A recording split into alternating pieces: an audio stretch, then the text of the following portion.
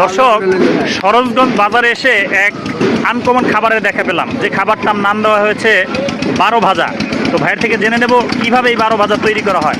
ভাই, এই 12 ভাজার মাঝে কি কি দিয়ে আপনি 12 ভাজা তৈরি করেন?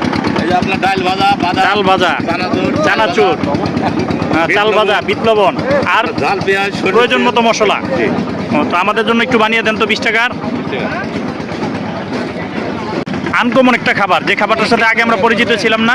মশলা মিক্স হচ্ছে, এখন মিক্সিং এর কাজ চলছে।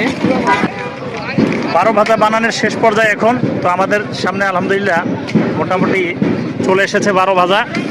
খাবো এবং আপনাদেরকে রিভিউ দেবো কেমন হলো। বিসমিল্লাহ। কাঠ তো একেবারেই ছোট। আলহামদুলিল্লাহ দর্শক, খারাপ না। দর্শক, সরোজগঞ্জ বাজারে এসে এক আনকমন খাবারের দেখা পেলাম, যে খাবারটার নাম দেওয়া হয়েছে 12 ভাজা। তো ভাইয়ের থেকে জেনে নেব কিভাবে এই 12 ভাজা তৈরি করা হয়। ভাই, এই 12 ভাজার মাঝে কি কি দিয়ে আপনি 12 ভাজা তৈরি করেন?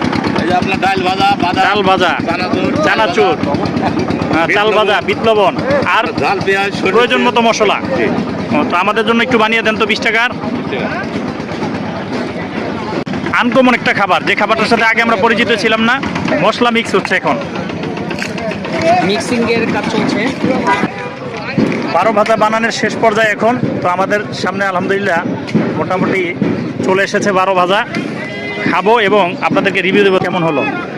বিসমিল্লাহ। কাঠ তো একেবারেই ছোট।